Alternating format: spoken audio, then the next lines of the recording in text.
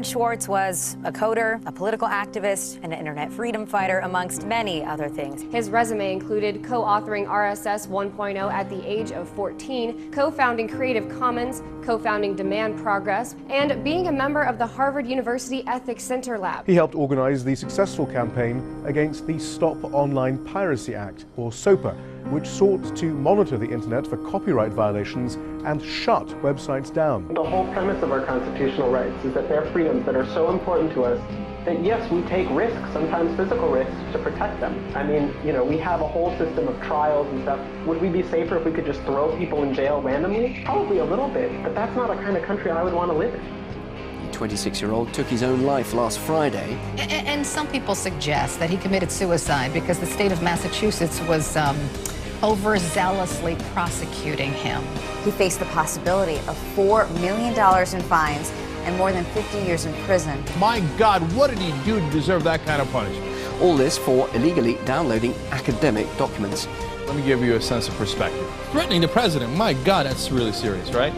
That can get up to 5 years in prison. Knowingly spreading AIDS, maximum of 10 years in prison. Well, come on, selling child pornography, right? That's got to be much worse. Maximum of 20 years in prison. Selling slaves, just that act, maximum of 20 years in prison. Bank robbery, 20 years. Armed bank robbery, maximum of 25 years in prison. Helping terrorists develop a nuclear weapon, well, that's got to be more, right? Wrong, 20 years in prison. 20 years in prison for helping Al-Qaeda develop a nuclear weapon. But what Aaron Swartz did, face up to 50 years in prison.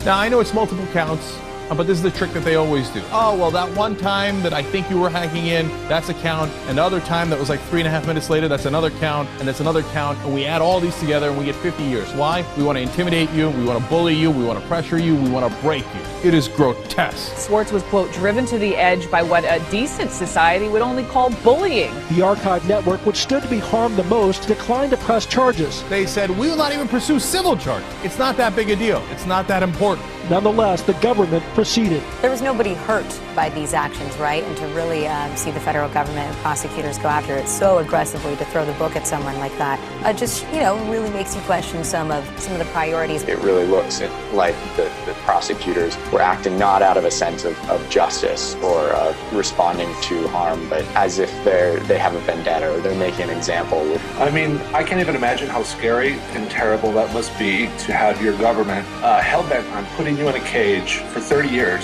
for downloading some PDFs. They say our interpretation of this law is that if you violate the terms of service of anything that you have a contract with, we can put you in jail. It's a felony. Do you know the government's used this in the past?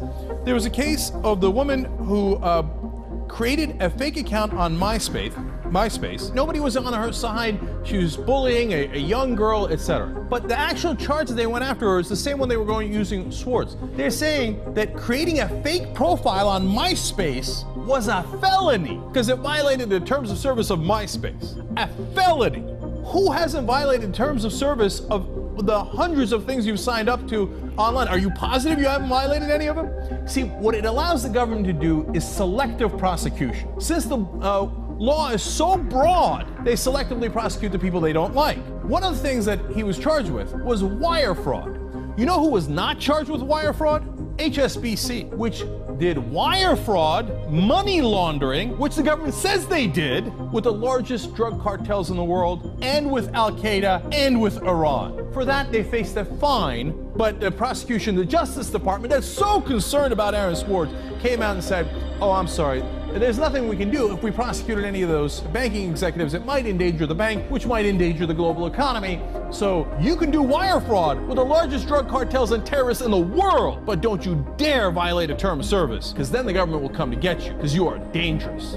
I think this is one of the underlying problems, is that you have this law that was passed in the 1980s. The system of laws that were, architected for the analog world, written in the 1970s, literally. There are gray-haired lawmakers in corporate suits writing laws that no longer make sense, given how the vast majority of this new generation actually uses the internet. And arguably, we're nearing a tipping point in which this disconnect will become untenable. Rather than cede ground in this upcoming struggle, powers that be wanted to squash the struggle from the get-go by making an example of error. Despite it being a victimless crime, and JSOR itself settling the matter with Aaron. The Department of Justice threw the book at him. A harsher punishment than most killers, bank robbers, child pornographers, or even terrorist sympathizers get. Aaron was looking at the very real possibility of spending much of the rest of his life in prison. You know what's criminal? What our government is doing to its citizens. That's what's criminal. Aaron was an activist, not a murderer. The punishment for his crime should have reflected that reality, but it didn't. Instead, Aaron was dogged to death by an overzealous Justice Department that targets activists and whistleblowers with all its fury, while turning a blind eye to actual criminals, thieves and murderers on Wall Street and in corporate America.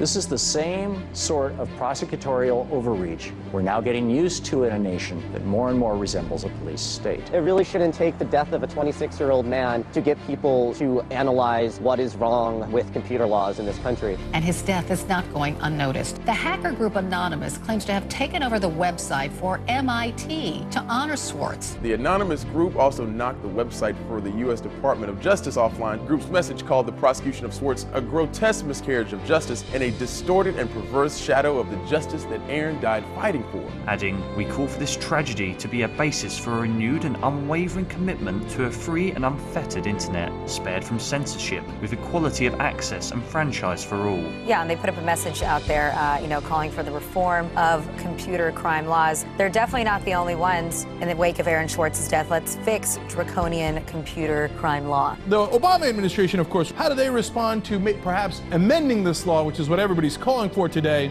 Removing parts of the law could make it difficult or impossible to deter and punish serious threats from malicious insiders. So the answer is no. We will not amend the law. We will use it to crush our own citizens. That's the government we have. Often out of the tragedy of death comes a spark that makes life better for the rest of us who are living.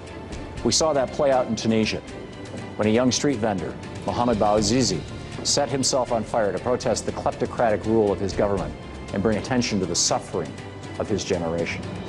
Within weeks, Tunisia's oppressive government was toppled by largely nonviolent actions of average citizens.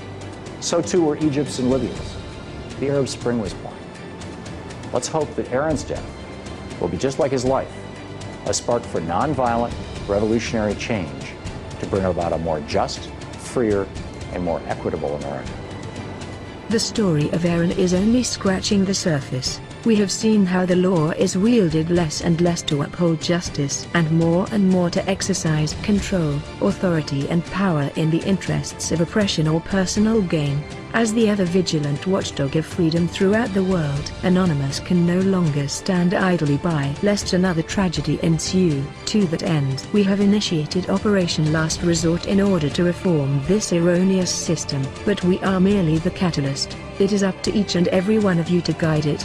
For too long citizens have felt helpless, hoping that the next elected official would be able to change the system for the better, incognizant to the fact that they are the knight in shining armor they've been waiting for all along. Only through your complacency, through your inaction, can the power to determine your own future be taken from you. Ubi Concordia, Ibi Victoria. Expect us, 2013.